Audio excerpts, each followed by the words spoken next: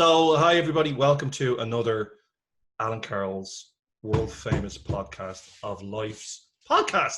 And this week we have somebody really interesting on the podcast, and it's a lady called Brie Jarret, a friend of mine, who lives in a place called Dundas, Ontario, in Canada, which is about an hour from Toronto. Everybody knows Toronto, Canada. So. This week we're going to talk to Brie. Really kind of excited to have her on the show, and she has, from my perspective, from my circle of people I know, she has a kind of a unique. I think she has a pretty unique perspective on things, and she's a pretty unique life perspective, especially in the context of the current, upheaval, racial tension, protests, killings, etc., all the stuff that's going on in the world, especially in North America and around the world. And I'm going to intro Brie in. Hi, Brie. She's got her cat there as well. Alan. How are you? Great to talk to you. Happy Father's Day, by the way. Thank you very much. I know it's a day late, but it was a great Father's Day. I had a really nice time. The weather was very, very hot, and it was very nice. It was very nice. I really enjoyed it.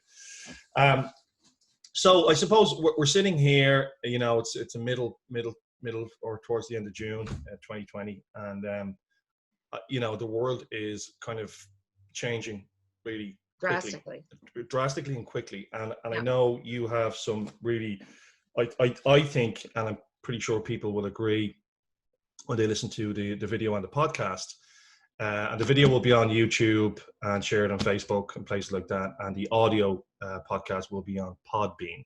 But it's just a podcasting platform, and I'll share all those links. But what I think is really interesting is your perspective on things. And why don't you tell us who you are and tell us a little bit about your family and the unique, not unique, but the kind of what drives or informs your perspective. Well, I live in Dundas, Ontario, which is kind of interesting because Dundas has come under yes, let's touch on that in a while. Heat lately, and I have no idea whether it will be renamed or not. But I've lived here for 10 years. I am from basically Southern Ontario. My parents met and married in Goderich, Ontario, and my mom lived just a little north of Goderich, northeast of Goderich. And, so I'm from that area originally, grew up in Caledon, Brampton, I've lived in Toronto, Waterloo, Kitchener, and I've been in Dundas for the last 10 years. I have 3 children. I'm a single mom, 3 children with 2 different fathers, and they're all biracial. Now, my children are very fair-skinned, but I have a 20-year-old daughter who, even though she's quite fair, it's unmistakable that she is a biracial child, right? And she's had a lot of experiences living in very white towns like Waterloo, and I lived in Mississauga too. And Dundas especially. I mean, it's funny, Dundas is a really interesting community because Hamilton is so close. Hamilton, the city. Hamilton is the nearest big city. It takes me 2 minutes to get up to McMaster University. I'm just down the road from it, and less than 10 minutes to get to the heart of downtown Hamilton, right? But it's an interesting dynamic because Dundas is very, very white. Very, very white. But you go into Hamilton, there's a lot more diversity. But it's an interesting place for me as a white person. It's business as usual. Yep. However, I've had to really understand that for my daughter. So I have 2 daughters. One's 20, one's 13, and I have a son who's 11, will be 12 this year. But it's my 20-year-old that's really experienced a lot of racism and in this town and, throughout her life as well. Right. So, she'll get things like, "You're pretty." I mean, she's gorgeous. You've seen her, she's beautiful. Yeah. Like supermodel beautiful, which, but, she'll get comments like she's pretty for a Black girl. Why not just pretty? Why not just pretty? Yeah. And she's been outright called the N-word. So has my other daughter, and she's only 13, and it's even been used in my own home. Oh. So not by your family, just to no, by a guest. A visitor. And, yeah, which is crazy. And regardless of whether it was intentionally meant to hurt or not, because a lot of times people say, oh, well, it's in songs. Well, is there any such thing? I'm going to ask you on that point. Is there any such thing as casual racism, or is it just racism? I mean, do we have to qualify it as casual racism or subliminal racism? It's kind of, for me, it's just kind of, it's racism. I think that there's many, many different levels. I mean, I think you're definitely, when we talk about concepts like white supremacy and white privilege and white fragility and things like that, a lot of white people get their back up about that. Yeah, of course, yeah. But the word white supremacy really evokes the extreme, the white supremacist. Yes. But we live in a very systematic culture that has systematically been racist, because all the power is being with Caucasian, white people, and that's. Well, you can just look at our population or that of the states, and all the people in power, the presidents, the prime ministers, they're all white men, and the same pretty much across the board. Even though you may have some Black people or some people of color, it's very minimal, especially in relationship to, I mean, I'm not a statistician or a probability expert, but I'm pretty sure if you were to take the population and do statistics, probably there should have been more than one Black president. You know what I mean? Yeah, absolutely. Yeah, I'm just saying, or more people in positions of power. But of power, yeah, exactly. I think the key is the word is power and influence. Where you can have power and influence is in deep government and stuff, civil service. That's health, right. All those kind of seats of power, I suppose. So, I'm not an expert on this by any means, but I have personal experience. But I will say that there is a system of white supremacy. There are certainly your extremists, and there are people who haven't had a very diverse life and want to protect their own world and see things as a threat. But I do think we have to acknowledge that there's been a certain amount of indoctrination in our schooling, in our culture. Jane Elliott, she has been an educator for over 50 years. Yes. I'm pretty sure she's probably, in her 80s, because she started doing the blue-eyed, brown-eyed experiments right after Martin Luther King died, or was shot and killed. And she was a primary school teacher, and it was filmed, and she documented it, and she's gone on to do that. But she says, we're living in this country, we're indoctrinated. Yes. And, really you look at that, the history is not taught. So there is embedded deep down, people do have prejudice and biases. And even though I have had relationships with Black men,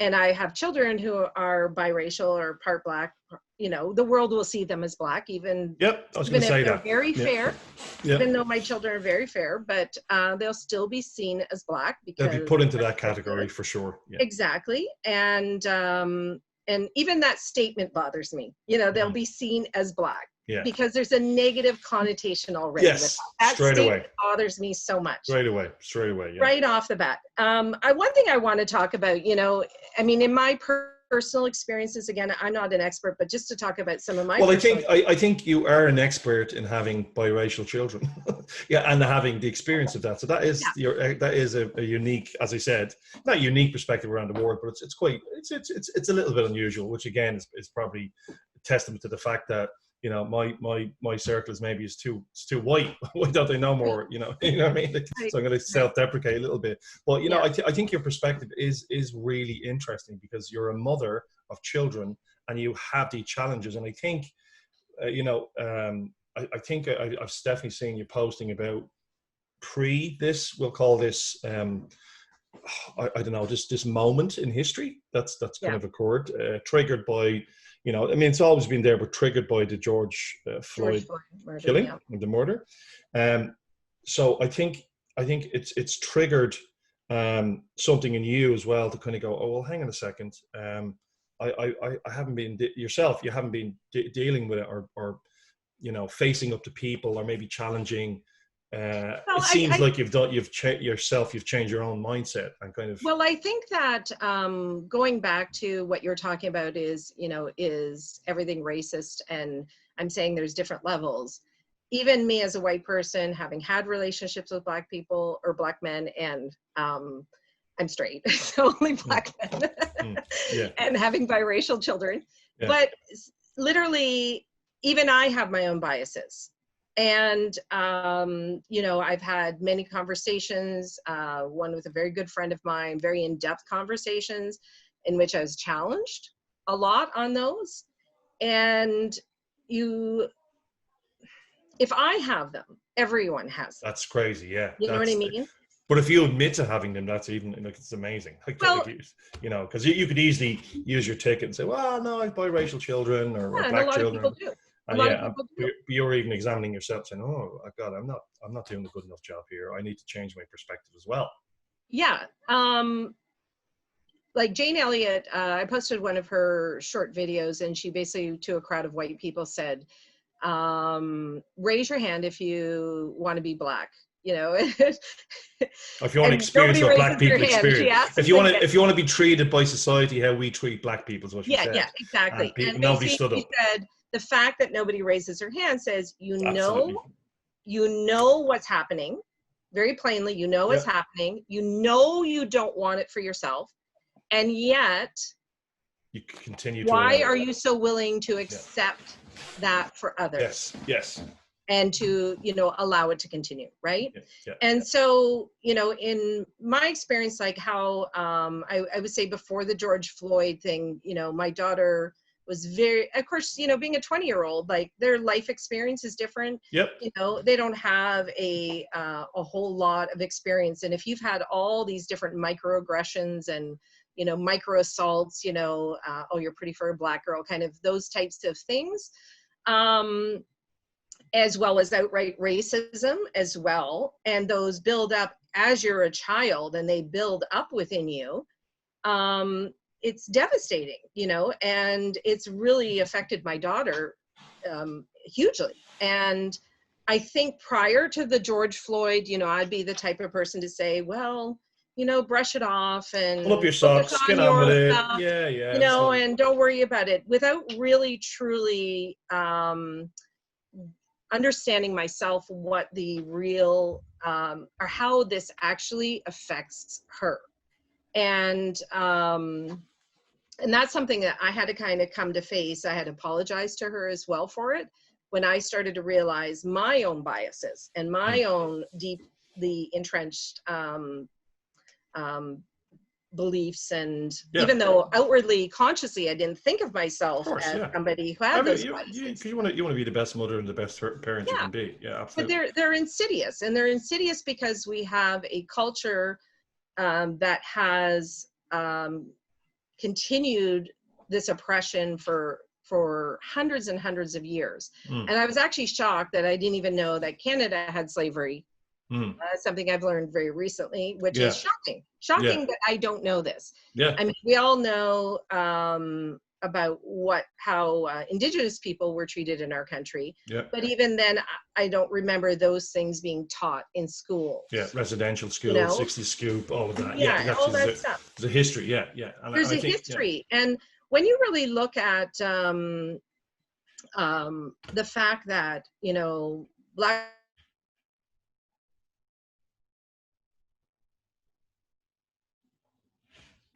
people were, that means their identity of who they are, and brought to this country as slaves. And that continues on for 300 years. And then after that, you've got vagrancy laws where they're allowed to be, just because they don't have a job, they're allowed to be thrown into jail. And that slavery continues really through the prison system.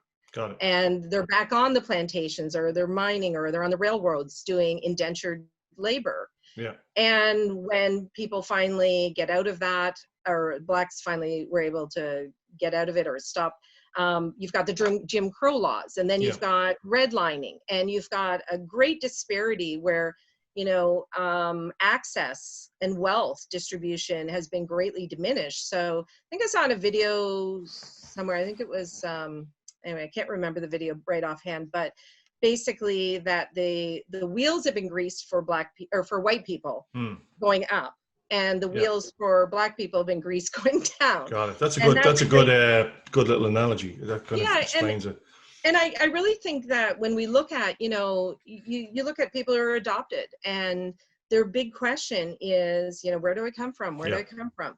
And we may teach about the history of, North America, and let's just say we teach it properly, and we actually go through what the slavery and what actually happened laws and all that. But are we teaching who Black people are prior to this? And so there is this huge prejudice and oppression against Black people, and it's embedded even within them, where they don't feel good about themselves, obviously, because they've constantly been subjected to this. And I think that's where white people don't get, is they don't look at it deep enough. They're just always want to say, well, there's Black on Black crime and, all this stuff. But when you look at, well, what's the reasons why? The good social studies people, or people who study people and society, it's you can't just go on the surface and say, here's the statistics nowadays. You have to kind of peel back and go, why? Even the justice system is supposed to do that as well, and policing and all of that. It's meant to figure out, well, why is this happening? Rather than just, it's like, I keep having a problem in my house. This is a simple analogy. A power switch keeps tripping. Well, you just don't want to keep putting up the power switch and say, no, it just keeps tripping, it's fine. Why is it tripping? There's something wrong. Oh, there it is. Oh, it's that machine is tripping and it might go on fire. You know what I mean? So it's like, you have to, don't be lazy and just keep flicking the switch. Go and figure out, well, we have a problem here. There's problems, there's rancor, there's prejudice, there's drugs, there's wherever, there's horrible things happening in this section of society. Well, why is that happening? And you look back into systemic reasons for that over years. And I just wanted to chime in on two different things you made me think about, just to mention them on the podcast, is I just seen recently that I think the Prime Minister or the Foreign Minister of Ghana in Africa is now kind of saying, come home. I would think it's great. This is really? This is really unique, and I think it's really cool. This is your ancestral home, and if you ever want to come back to your ancestral home, we will welcome you. So I thought that's kind of a unique perspective, that African Americans who came, like a lot of them obviously came from Ghana or Africa. It's like, oh, you have an ancestral home. And the other thing I wanted to just pop in here, and I'll make sure to put a link in the comments or in the copy for the video, is basically I just listened to a podcast called 1619, and this was I think it's New York Times. I can't remember the lady's name. Your Black lady. A little bit of it is about her history, but a lot of it is about history of kind of slavery.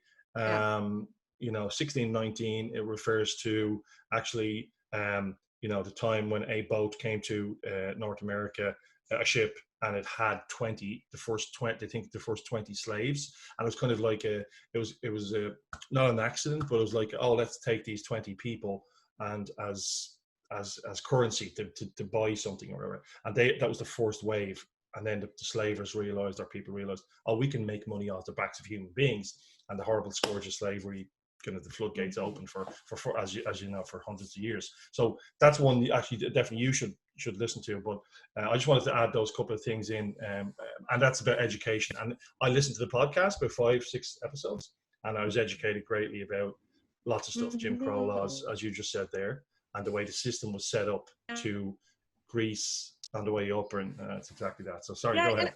I think it's really important to mention that really, as I'm educating myself too, because I am no expert on history or of what has happened to Black people in North America, in Canada, in the U.S. but I'm learning, and I have a vested interest because I realize that this is a very serious issue. And when my son becomes a teenager, is he going to be seen as a threat? And that's something that concerns me greatly. And I've already seen, you know, the abuse that my daughter has gone through, my oldest, and even that my younger daughter is being exposed to as well. And so these things are very concerning for me. So I do have a vested interest in learning about this, but yes. I also think that, well,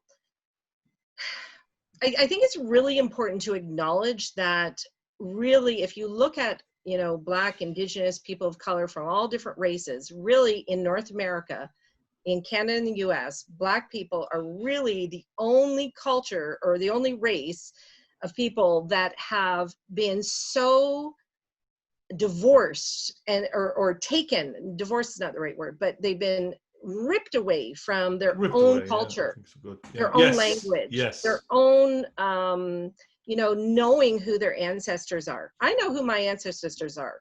On both sides of my family, both of my families came to Canada. On both sides of my mom and dad's family in the mid 1800s, like around 1860s, right? So I know that. I can trace back. I know exactly where my family comes from. But for people who were victims of slavery or brought over from Africa, yeah, they might know Africa, but do they know where they are from? That's like saying people are from, like, who, and that's a great point. I never thought of this. Who would be happy? And everybody has this innate desire to know where they came from, right? This is why these Ancestry.com, DNA websites and stuff like that are so popular, because people have an innate desire, as you said, where am I from? Where am I from? But imagine just saying to somebody, oh, don't worry about it. You're from that massive big landmass somewhere, but don't worry. And they should be happy with that. Exactly. And so even if they were to remember who they're, you know, the first people that came over on boats, and they were to know who their ancestors were, but then there was such cruel, you know, selling, you know, taking people away from their splitting families. And, you know, so how do these traditions continue? They're not allowed to read or write. You know, these are oppressions. And I watched Louis Farrakhan, and I know he's very controversial, you know, with regards to Malcolm X. But one thing he said was that, oh my gosh, I'm sorry, I'm losing my train of thought. But it's okay. Oh my gosh, what was there's a lot sloshing around in your head. Well, I just wanted to say something. I'll just jump in, maybe it'll come back to me. Let you recover your thought. But I think you know, what's really interesting is that, and my daughter said this, my 25-year-old daughter, 26-year-old daughter said, you know, so she's a Gen Xer, I suppose, but she said, you know, this is one of the biggest educational and teaching moments in the history of the planet, and which is true. And I think we all decry, and kind of a lot of times if we have kids, we talk about the scourge of social media and how much time we waste and stuff like that. But from my perspective, I think it's been a great tool to learn, and also to challenge, just to learn, like just to educate yourself, you know. And we have to know that it actually really does affect all of us, because we've all been part of a system that has actively oppressed a whole race of people, Black people and Indigenous people, and, you know, people of color, but Black people especially, who have come from these roots. And I remember now what he said. He was basically saying that there is an enormous amount of white guilt. And because they know they've been oppressed, they know they've oppressed Black people. Yes. But they also think, but what if they rise to power, what if they do to us what we did to them? And we don't want that. Well, it's a huge fear. And because when you really think psychologically about the violence that is leveled against Black people, it's unbelievable. And has been for hundreds of years. What they've gone through historically for hundreds and hundreds of years, and it still continues. Yeah. And but you can't really understand why there's this level of violence in the police. And, you know, I know that some people say, oh, well, there's more white people. But if you take the population percentage-wise, it is always more Black people, percentage-wise, always, do that you are killed by. Yeah. Do you think there's no, it's pro rata. Definitely, it's completely kind of skewed. Well, even Indigenous. Before you continue, just one statistic I saw recently: Indigenous population in Canada, 3%. Wow, 3% of population. I didn't even know that. In the prisons, in the prisons, Indigenous populations are 33%. Wow. So that is shocking. That's shocking. I'm not an expert. Statistically, how yeah, can I was going to say that. randomly, I'm not an Can't expert. Yeah, I'm not an expert in justice. I'm not an expert in incarceration. I'm not an expert in the prison system. So hands up. But just from a lay person's kind of, standing on the sidelines and looking down, kind of going, seems like there's something wrong here. There's something wrong. I don't know what it is. And again, I'm not going to pretend that, I can fix things. I can't. But there's something wrong when you talk about numbers like that. That's kind of shocking. But one of the things I wanted to ask you was popped into my head when you were talking is that I have found in the past and kind of recently, just looking at comments, I'm talking to some people and stuff like that, but just looking at comments, for me, there seems to be an empathy deficit with a lot of white people. There's a lack of empathy, right? It's kind of like for the struggles and for the horrible things that have happened to people of color for hundreds of years. And it's like, on the extreme level, it's people online. And I just seen, actually it popped up on my newsfeed that, NASCAR said, obviously don't, no more Confederate flags, right? Mm-hmm. And for them, it's like, whoo, good move, right? Because traditionally that would be seen as, it's a Southern thing and, traditional. And I just seen that one of the guys, I think Bubba Wallace, who was a white guy who said this is a great thing. They just found a noose. Somebody put a noose in his, it's just like, not good, insidious. The one Black guy in the upper echelons of NASCAR. Exactly. So let's stick. Yeah. Corrupt. So let's somebody's trying to incite fear, violence, bullying, the whole lot. Well, especially in the background that there have been about 6 lynchings. Exactly. That have almost immediately been labeled suicides. And it's sinister. It's sinister. Psychologically, if I was a Black person and wanted to commit suicide, probably hanging myself from a tree is probably the last thing that I would want to do. How I'd want to kill myself. Yeah, because you know of what I mean? Trauma associated, historical trauma, and the fact that so many of them are happening, like it just doesn't make sense. It's a crazy time. But what I feel is that there's with some people, not all people, because I wouldn't label all people the same. It's a lazy way of talking about society in general. But I just feel that sometimes I can see kind of a lack of empathy. It's like some people just kind of gloss over and say, yeah, that guy was killed and that happened. Yeah, but come on, we should all just get on with it. Instead of pausing, kind of going deep dive and say, well, hang on a second. And I think about that kind of a lot when I listen to these podcasts, and I kind of try and seek out information, and I kind of think about people like, in the 1700s being brought over in ships, in chains, being captured in the jungle, sold into slavery, leaving their families, leaving their mothers, fathers, traditions, knowledge, medicine, where they live, the land they've lived for thousands and thousands of years, and then ending up in this place, which is just like an alien planet, and being sold for a year. And then that's like, to think about that, to deeply think about that, and all of the, that's not just, thinking about the slaves brought over to the US, but there's Canada and different aspects of that. But it definitely evokes feelings of empathy for me, which I can't even articulate, but where I kind of feel, God, like how could you even survive? How can you keep living, let alone having a family, and how do you do that? Like how? Well, we have to really. I mean, there is, I think that's a complex thing. Going back to the Jane Elliott thing, is it's happening because you don't want it for yourself, right? Yeah. We're aware of that. Even going back to my daughter, dealing with people who have, said racist things, basically. Yes. There was inside me you know, it takes a lot of courage to get up the nerve to confront somebody about that, because you know you're confronting white supremacy and white privilege. And there is to me, it shows this lack of empathy, this silence. It shows that there is white privilege, there is white supremacy. And I'm not, you know, a lot of people get caught up in those words. White people get caught up in those words, and think, well, I have black friends. I'm not. The famous thing is, I'm not a racist. Right, I'm not a racist. And they have to realize that we live in a system that we have all gained privilege from. You know, generationally, for hundreds of years, we've all been able to be in a system where we don't fear the cop pulling us over. We don't, we have the ability to buy a house wherever we want, and we don't have to deal with racism on a daily basis. And what that says to me, the fact that we're so ignorant and lack empathy, is that it shows that we do not listen to the voices of Black, Indigenous, people of color's stories.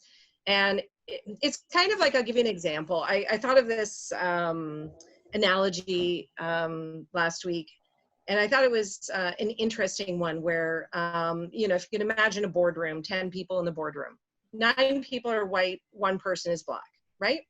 And as from the white perspective, you would think, well, we're being inclusive. We've got a Black person represented in our, maybe you have 2, but we'll go with the 1 for now.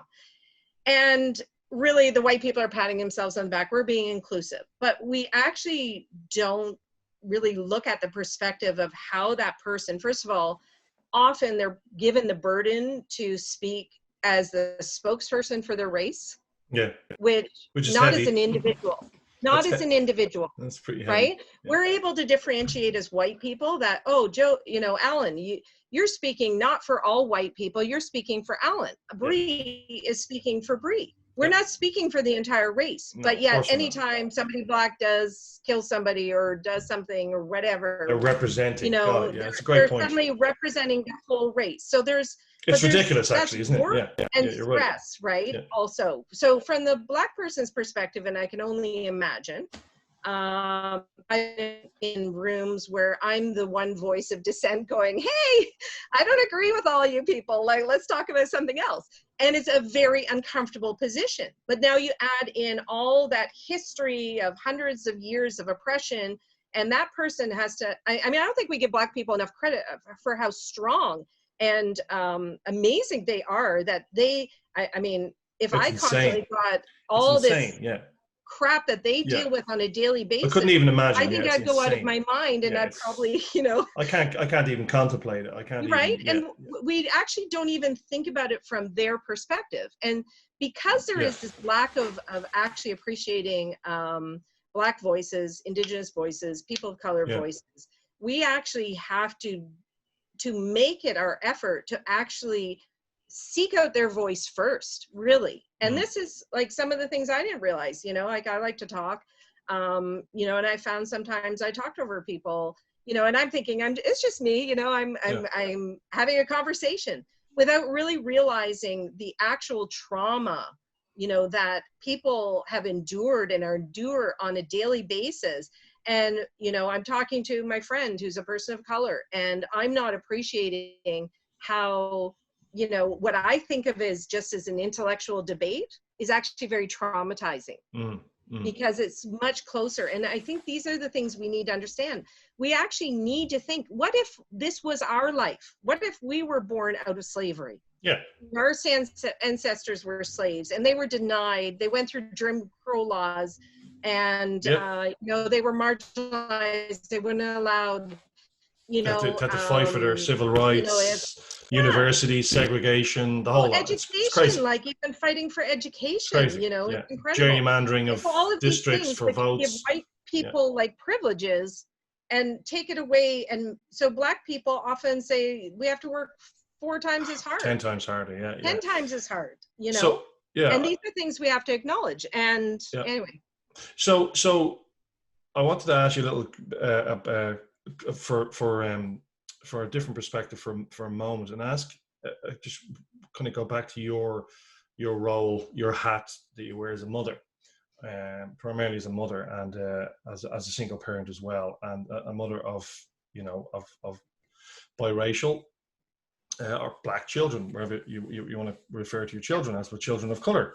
And so what are the kind of conversations or, interactions you're having now? How do you navigate that with your kids? Because you've got like a 12-year-old, Zois is going to be 12, becoming, coming to an impressionable age. I've got a 12-year-old, and Sonia is just coming into that really formative time. And then you've got your other daughter who's gone through all of that, 20, and now she's gone into her, her kind of adulthood. How are you navigating all of that? And how are you keeping it positive, or do you keep it totally positive, or how do you keep it real? I think actually the first thing is to shut up and listen, really. That's a really important thing, and acknowledge that my reality is not her reality or their reality. And realizing first and foremost that is the case, that's the number one thing. And then also standing up for them. I think actions often speak louder than words, right? Yes. And having those difficult conversations with family members, with friends. Yes. And really standing up for them. We had an incident last week where a neighbor, my daughter was coming home and my mom was pulling into the driveway. And so she had to go to the end of the street, and somebody was a man, a big, tall, 6-foot man, was kind of staring at her, not smiling, not waving, no friendly vibes whatsoever, and watched her walk into the house. Now, to me, that's like, well, maybe he didn't feel, maybe he had something on his mind, or what, and this is what we do as white people. We make excuses for other white people's behavior, right? But for her, that was devastating. Like she felt unsafe in her own home, intimidated, in her own street. And she felt, as a woman too, like, I'm a small girl, what am I going to do to a big 6-foot so tall she was man? she was actually intimidated, very intimidated, and felt watched. And that's a horrible feeling. But I didn't even realize like how deep that ran. I really had to listen. Anyway, we had an opportunity to talk to the neighbor and his wife, and luckily they were very open to hearing what we had to say. And it turned out that they had small kids, and they are open to these issues that are going on, especially the wife was.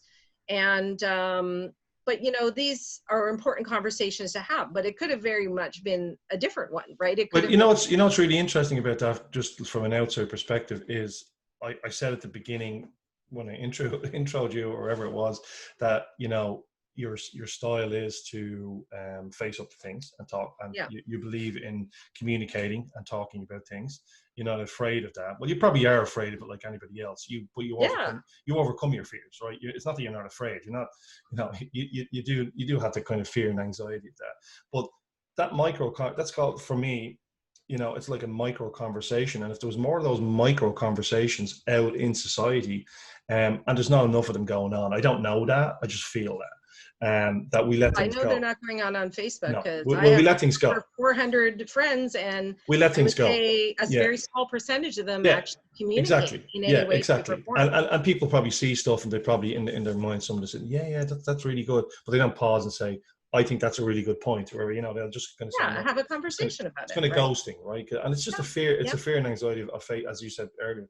And facing up to that, this bad stuff really, really happened. It's real, right? So I think those little micro interactions with people are very valuable. And I think, if there was more of that, then that could become systemic in terms of having a quick chat, a conversation, and clearing up, just misunderstandings and nuances and different things, where somebody might say, oh, I'm sorry, and I'm not sure what happened in that instance, but we'll just say, for instance, I'm sorry for looking at the young lady in that way, and I shouldn't have done that. That was inappropriate. I find a lot of times with human beings, if you shine a light onto something they've done, a lot of people are like, oh shit, did I do that? I did that. I'm really sorry. And the fact that they can, have some redemption, that's good for a person. I think, because the next microsecond in their lives a week later, a month later, a year later, where they might, their brain might be predisposed to kind of doing the same thing and staring somebody down, or whatever. Something, again, just a little, a micro thought might go up to say, no, don't do that, because you've done that and that you felt wrong about that, so don't do that. So I think those things are so valuable. Macro level, like big level, government and all of that, but societal level, it's been able to have kind of conversations, and not necessarily arguments, because everyone can have arguments about race and different things, and I suppose they're maybe useful in some way, but I think they might be a bit. If I have an argument with somebody, when I think about it, it's probably a little bit narcissistic of me. It's me wanting to beat that person in terms of my argument and with my facts about race or injustice or whatever it is. Whereas really, that it's a little bit self-serving if I reflect on it. You know what I mean? I'm just like, I won that battle. That's only one person. That's not really effective for my use of my energy or anybody's energy. That's my opinion. I feel what you're doing there is going to talk to somebody and then sharing it here in this platform. Well, maybe I get like 300 or 400 people listen to this podcast in some way. Well, that's great for me, because 400 people will hear about that process you went through and the success. For me, that's success. You've seen something happening. You felt there's a racial undertone to it. You addressed it, and the person had a chance to kind of go, I'm not sure what they said, but it didn't end badly. It didn't end like it was a good conversation, and we were lucky.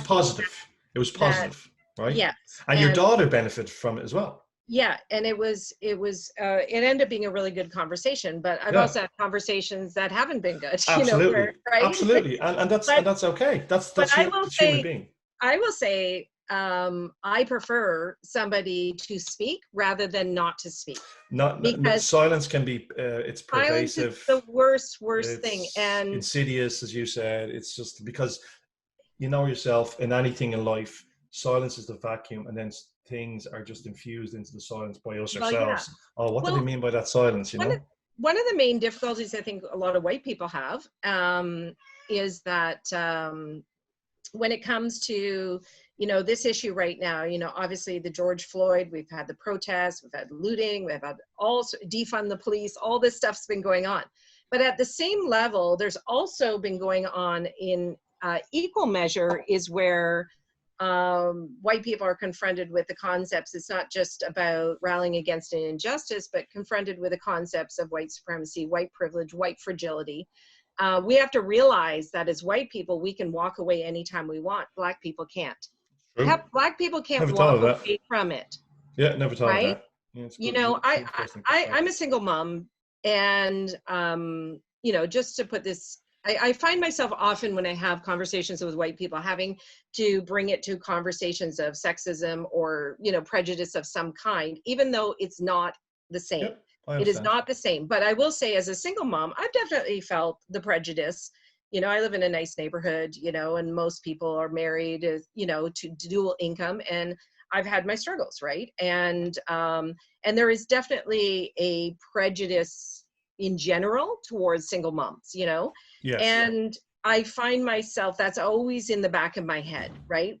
Talking with people and knowing that exists. Not that every person demonstrates that or reflects that, but where we're in a very interesting place that we're in is that you've got people who are finally kind of waking up to the reality of what's going on, but not understanding it from the point of having experienced it themselves. Of course. Right. And at the same time, Black people and people of color and Indigenous people, they are like, okay, we've only been doing this for our entire lives. And now you finally come to the party and great, you're here, but we're freaking tired. You know what I mean? Yeah, we're exhausted. We're exhausted. And we're fed up.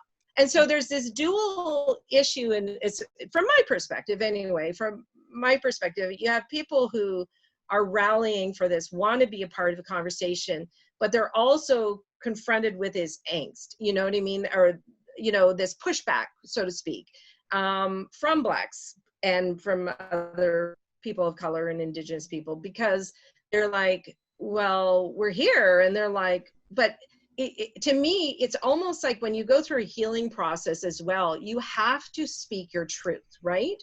And it's almost like this is on many levels, not that I'm a psychologist or anything, but having gone through many experiences, sometimes, you know, after the event, you know, hits a critical mass, you know, often you can go like almost seem to slide down, right, in terms of your emotions, and people need to express themselves. But what I find is there's a lot of walls from white people from hearing this. They don't want to hear the experiences because they're like, we're here, you know. Well, what does anybody in life? The human condition is everything's fine. Let's not change it. Everything's fine. Yeah, But we're narcissists. We're actually very selfish. Yeah. Human beings are. Yeah. It's self-preservation. Everything's fine. Like, let's not rock the boat too much, right? And that's a big thing. And I think it's you know, there's a big huge seminal change kind of going on. But I think that's human beings do that. They're like, oh, come on, like, can we just keep doing things the way, because, you know, everybody's okay, whereas you keep stopping and saying, no, this is from my white perspective.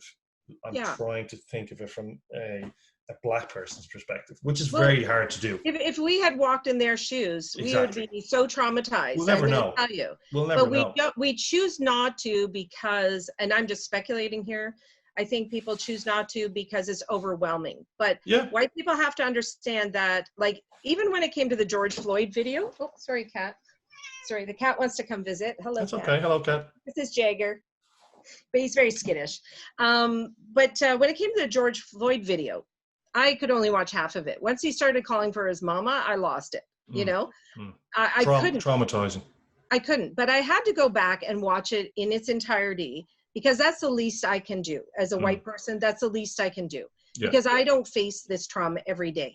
And I find a lot of people are horrified. And then a lot of black people's response is, yeah, well, we only deal with this every day. Like, you know, we don't want to hear about your feelings. This is about our feelings now. Yeah, right? your white fragility. But then white people have a hard time accepting hearing that and being told. What's wrong? I'm telling you, I'm sad about it. Like, you know, why isn't that valuable? Why isn't there huge value to that? Not really.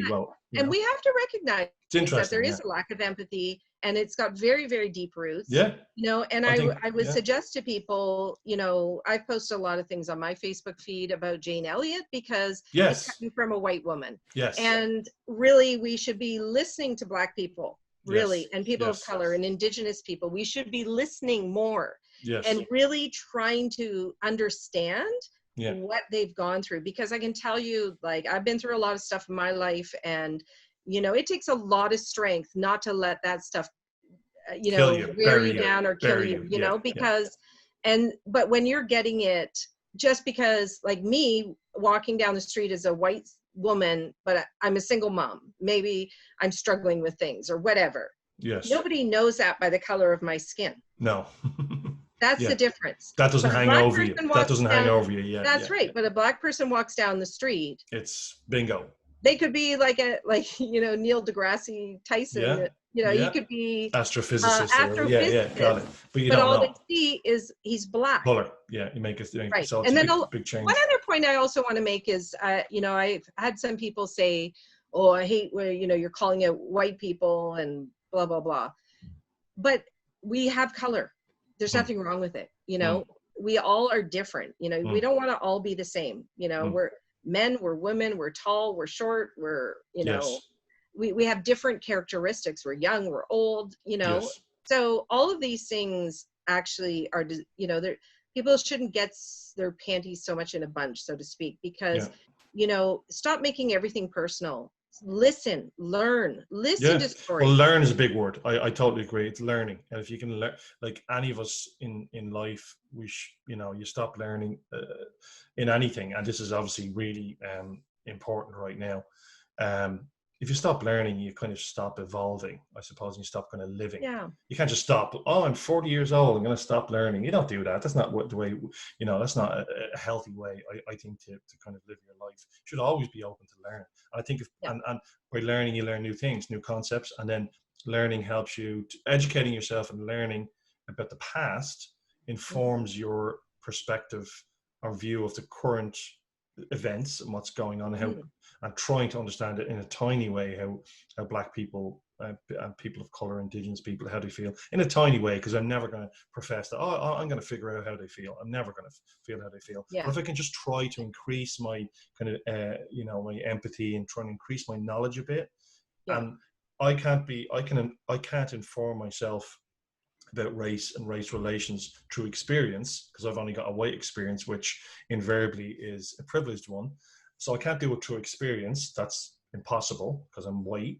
But I can do it through education and by listening, as you said. And you said the first thing about your kids when I asked you, and you said, and it's great answer. So the first thing you do is kind of listen more, whereas maybe before, I think you said yourself, you didn't listen as much, and you maybe brushed some complaints from even your daughter, and probably in your head. I've done it. Probably in your head somewhere, you were probably, I think I just surmise, you were probably on some occasions like, she's making a bigger deal than it is, right? And then you combine normal teenage stuff with it, and you think that they're being over dramatic or whatever. It's dramatic. Yeah, it's not. But it's not such a big deal, or did that really happen the way it happened? Exactly. And you said you apologized to your 20-year-old daughter because you were like, many you times, scratched your head and said, "Wow, I just," because you now realize, but that's education and that's evolution.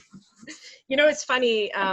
So my daughter had a few dentist appointments scheduled just as lockdown kind of came about, right? Timing, yeah. And they were going to be in the next week's course. Everything got canceled. So they recently called, said, okay, we've got, we're rescheduling the appointments. So I was driving with her and we were talking. So we were in the car because I had to take her to the dentist. And, I was saying some things and she corrected me several times in some of the words I said. And your first thing is, well, that's not what I meant, but I didn't mean that. And literally, and I would say, well, I'm trying, I'm doing my best to be vocal and be out there because, and she's like, well, I'm not going to give you a cookie for that. And it's like, those things are hard to hear, right? But that is my privilege. Like, we're used to being like, well, I can say what I want. And I'm trying hard. We'll try harder. And she's basically telling me, when you say something a certain way, it makes me feel a different way, and I don't like it. But I wasn't. You should be aware of that.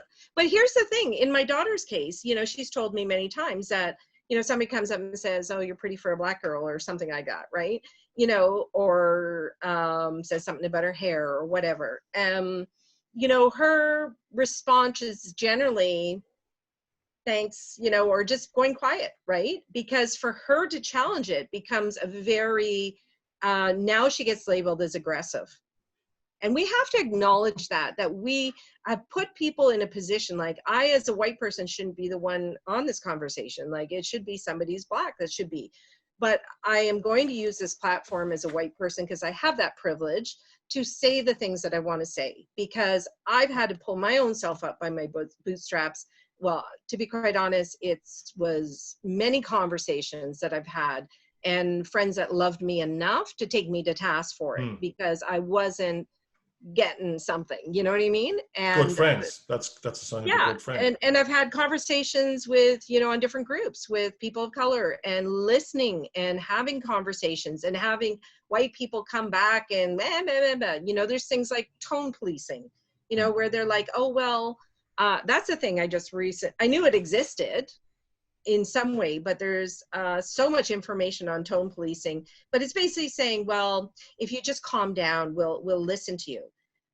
Somebody recently put a post on Facebook that said, basically, I don't care if you're black, brown, short, fat, tall, skinny. If you're nice to me, I'll be nice to you. I don't know if you saw that on my Facebook feed. I think I did, actually. Yeah. It's interesting. And I've heard people say that before, and I find it really oversimplified, and it also puts somebody in the passive seat. Really, truly, it does. It's also very akin to the phrase "all lives matter," which was now unacceptable. We all know that all lives matter. We've always known that if you're a human being, a decent human being, all life should always have mattered. That's not the point. We know that. Push that to the side. What we're focusing on now is the lives that haven't mattered as much, frankly, this is black lives. And that's what we're now saying to people, black lives matter, because we know all those matter, and I think that post was kind of like, it felt like the same. And basically, just to sum up, lazy, it's lazy. Well, for people who didn't see it, I equated it, I used an analogy of having worked with the public in sales with people all my life. Now, let's say I work in a shop and I benefit off of people coming into my shop and buying product. That helps pay my wage. So I have I benefit from that transaction. So, when I dealt with the public or I was in positions of serving people, I took a lot of pride in being the one to make somebody else's day brighter, to make them happier and to enjoy themselves. But I took that on as my responsibility. Yes. Ultimately, they're coming in as a guest into my place of business, and I'm benefiting off this transaction. Now, I didn't do it just solely because I benefited, but it was my responsibility. And what I noticed was a trend. A lot of times I'd go into a shop or even in a grocery store, and maybe you're just busy putting your stuff up on the grocery table, right? And you get up to the cash register and you realize they haven't even said hi to you. So I've done that a few times, just purposely, more as an experiment, not to be like nasty or anything, but just to see, okay, if I don't say anything, let me see what they'll say. Most often people will be very, very, terse with you. They'll say minimal words because I haven't gone out of the way to say, hi first, right? Or how are you, and been the friendly person. But I would match people, and I did this a few times, just to see what would happen.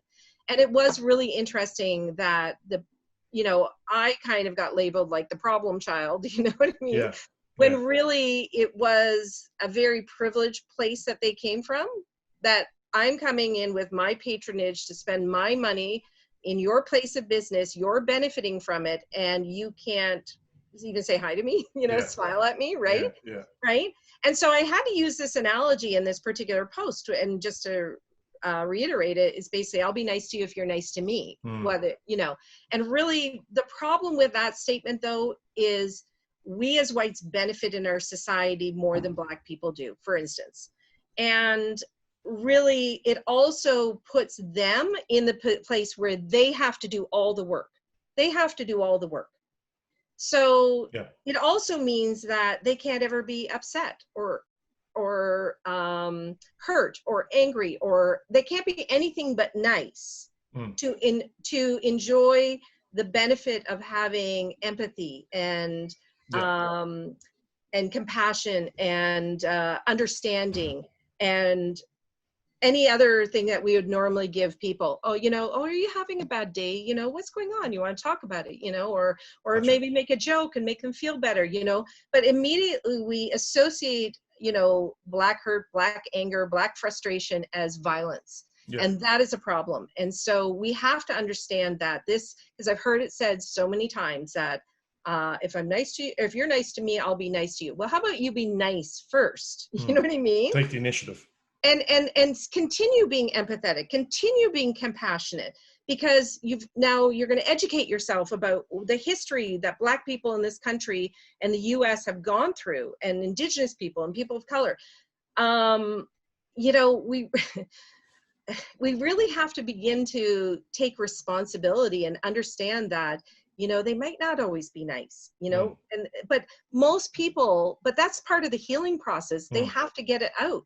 Yeah. And there's one other thing I just want to say very quickly. I saw one person said on a post, I haven't said too much because I don't want to talk about problems until we can talk about solutions, right? And, this is from somebody I respect very much. And, but it is sort of a fallacy of sorts, because all conversation is not about solutions. Conversation can be for connecting. Conversation can be for healing. It's probably a little bit diversionary. It's like, let's just push it to the side until we can. Yeah. You're right. There's no such thing as a conversation that immediately introduces a solution.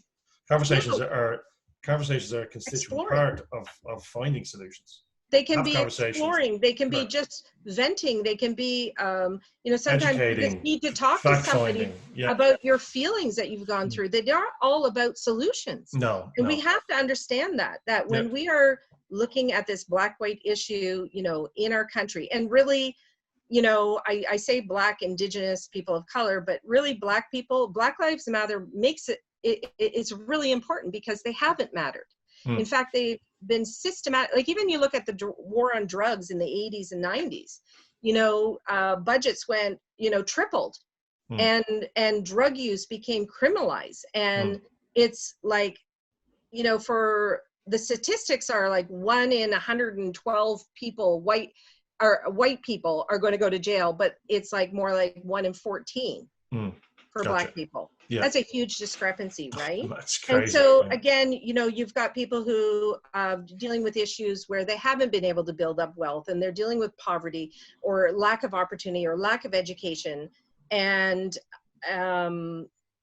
you know, and then you want to criminalize that behavior. So it's just been a systemic thing that I just mentioned that because it's something I meant to mention before. Yeah, it's Greg. It can be quite circular, you know, just a circular system, you know. So we have to really acknowledge that these things have happened. They're in our history. They are.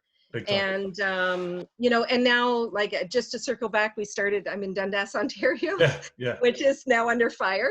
You know, I know a lot of people are really upset about the concept. And I mean, for me, you know, I like the name Dundas. Like, you know, I've been here 10 years. You know, it'd be kind of sad to see it go. But at the same time, when you understand that this person was instrumental in delaying the end of the abolition of slavery for 15 years. And if like we'll call it decent or normal thinking human being, you agree that slavery was an abhorrent, you know, kind of travesty on Black people. If you agree with that basic tenet, well then, you know, these things aren't as important. And it must be, you know, and even all of these, you know, statues and stuff like that, a lot of white privilege will be saying, well, you know, you can't erase history. That's absolutely correct. You cannot erase history. But I'll tell you what you can do. You can in Charlottesville, or I can't remember where exactly it was in the States, but you can take from the pavement as a city, you can dig up the concrete stump that they used to sell slaves on. That's been on a street corner for the last hundreds of years. About 2 months ago, we're going to dig that up and get rid of it. Now, if you're walking past that as a Black person every day to work or every day to the store, and you look, you know, I'm like, my name's, you know, Alan Carroll, and if I'm looking and kind of going from a selfish perspective, oh, that's a stump where my great grandfather was bought and sold. That's a really important thing, right? Because what you say. How painful is that? I had an experience where I lived in Toronto in my early 20s, or not in Toronto, Kitchener-Waterloo in my early 20s. And I had some bad experiences there, okay? You know, it's your 20s, right? Your early 20s. Wasn't the greatest experiences. And so I moved to Toronto and, you know, eventually got married, had my oldest daughter. And then I moved back to Waterloo. But prior to moving back, Waterloo and Kitchener were like a big, giant black X mark in my brain, because I had a lot of mixed feelings about some of the experiences I had there, right? You know? And, but I moved back, you know, and what's interesting, I stayed for like about 7 years. And what's interesting is I created new memories. Okay. But you never forget the old memories. No, of course not. No, never, ever. On almost a daily basis, I'd be driving by and something. Triggers. You know, they're called triggers. The trigger, exactly. Right? So it's the same, like, you know, and that's your own personal experience. And if you amplify that to being a societal experience or an experience against the whole race, not just That's you, right. not just Brie Jarret, because you live in your own little, we all live in our own little right. planets in our mind, and we think the world revolves around us. But if you're passing by, you know, a statue of a Confederate general who fought against the abolition of slavery, well, that's kind of offensive, and you know, you not kind of offensive, it is offensive, and you don't want it's not fair or equitable or humane to be constantly reminded of that, and even statues by their very nature, what do? They laud people. They put people literally up on a pedestal. So you're saying, let's forget. And you know, you could, but they did great stuff. They did this. They did that.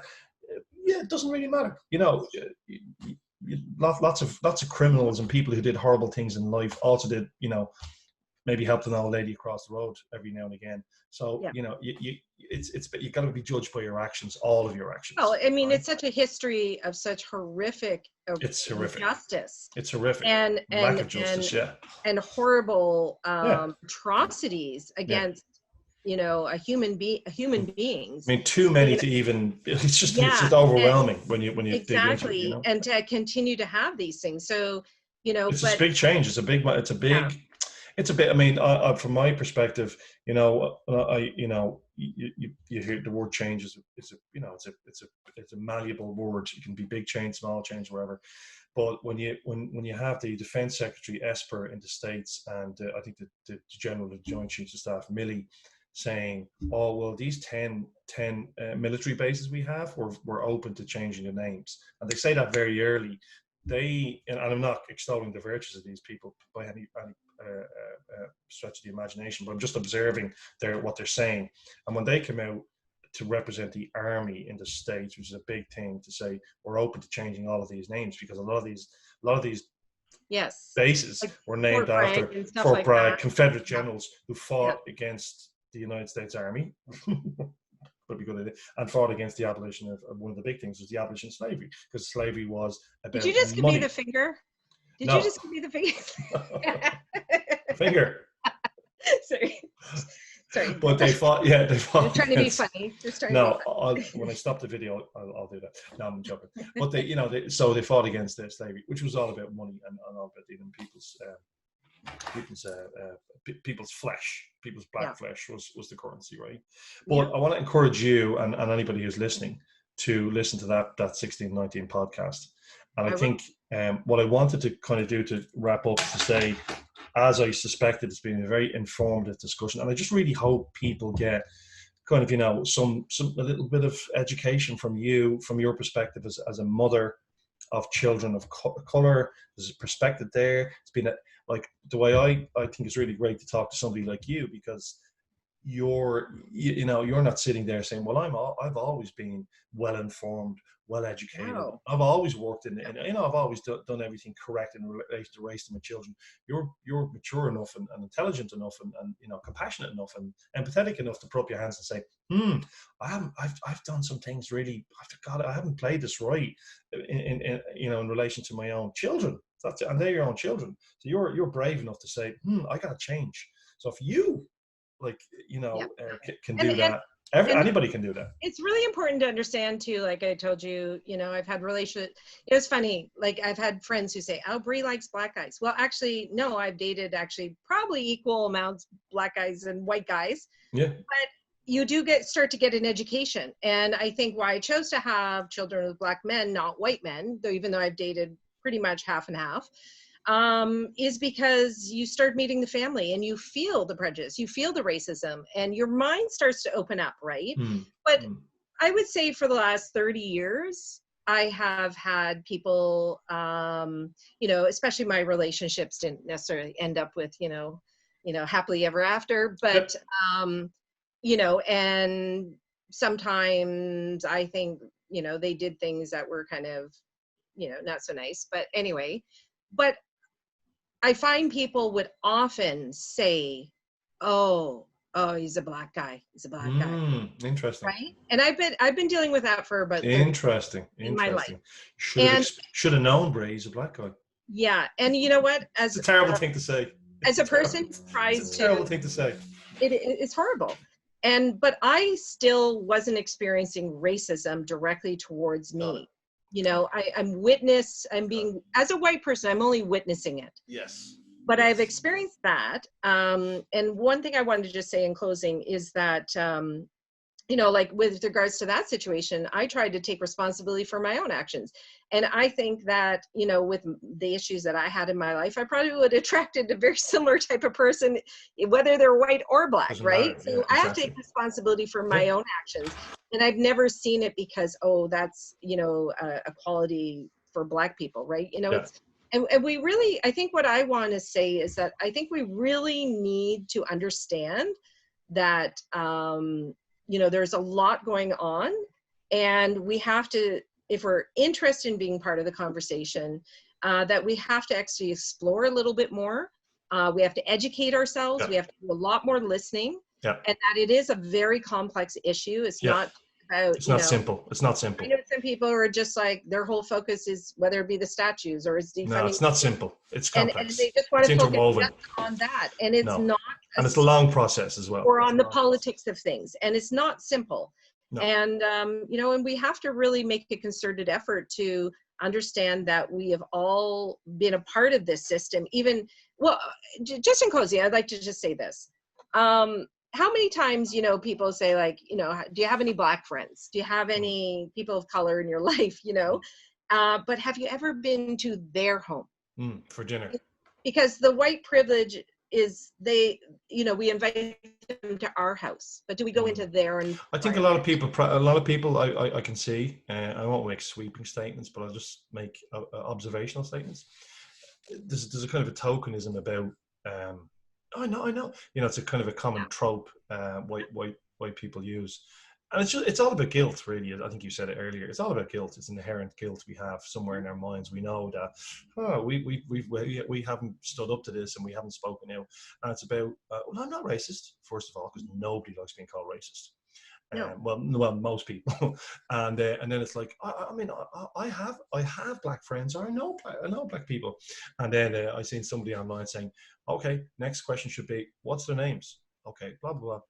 Do you know their wife or their husband? Have they got kids? Where do they live? Have you ever been to their house? Have you ever had them over to your house? And it kind of falls off. Generally, not saying, again, I'm not generalizing, but it kind of falls off the cliff a bit. So that kind of, I know Black people. You know, it's such a facile way of kind of responding. It's well, empty. even just going back to the concept of, you said, we can't erase history. No. But the fact is, we actually don't even really know the history. Exactly. That's right? a very good. I like that point. It's back to, well, before you even go anywhere, stop, get online. It's never been easier. And educate yourself. Understand the history. Black people to do the work for us, because Black people have done enough free labor in this country. Yeah, exactly. In the U.S. Go and do it yourself. Yeah, go and do some heavy lifting. Get a shovel. You know, dig. And the Google's your friend, right? As I said, there's podcasts, there's videos, there's, you know, really, really rich historical data out there. It's out there, and you know, we've all just seen the homogenized version of it over the years. The whitewashed version to you know, give an exact what's really happened. And I always want to be educated. I'm not a person. I like to be informed. I'm that type of person. You know me, a bit like yourself. I just like to know stuff, right? And I want to know what happened, and I want to know the ins and outs of things. So I've been educating myself. I've been going away and saying, well, what happened here and what happened there, and, you know, and it's shocking. I'll be honest. It's traumatizing. But who am I to be even traumatized and shocked? Because I'm white. Exactly. It didn't happen to me, or it didn't happen to my grandfather or my great grandfather. You know, but it's mind blowing. And the only thing is, white people were being asked to do is acknowledge words like white supremacy, white privilege, white fragility, and get yourself up to speed. Get yourself up to speed. But even people have a hard time acknowledging those because they take it very personally. But it is the system that we're in, and we have to acknowledge it. And in most of it's systemic. I think most people have good intentions. Majority of people do, but we have a habitual way we've been taught and raised. It's the way the system is set up. It's the way the system has been set up. We don't know until we know, right? Correct. It's like, you know, husband and wife, you know, talking. Correct. Like, and he says something out of, you know, upsets her, or vice versa, right? He doesn't know, or she doesn't know. You have to say, hey, that upset me. Oh, did it really? And then you kind of figure it out, and you kind of go, right, I'm not going to say that again. And that's learning. It's back to your neighbor. Same thing. Your neighbor looking at you, peering or wherever, just intimidating that. And as I said, for me, it's about kind of like micro moments like this. Micro moments of change are very valuable for that person to and maybe that guy or whoever, your neighbor, whoever it was, might tell somebody that story and say, oh, you know, this happened to me and this is what I did, and now I understand that was, and even that like has an effect. And as I said, us talking about it here is really valuable. And I hope people, you know, get you know, just are inspired, I suppose, from what you've said in relation to you know, your experiences as a white mother of children of color. I think it's been a great perspective, and I'm really happy to to have had this chat. It's been wonderful. Yeah, it was great. You know, With you and your cat. we need my cat. Yes, Jagger we the cat. educate ourselves. There's lots of Never resources. Never stop. But you know, also remember, like, as much as I'm saying all this, you know, I live in a very nice neighborhood, white neighborhood. My friend in Toronto, you know, she's got a big Black Lives Matter sign.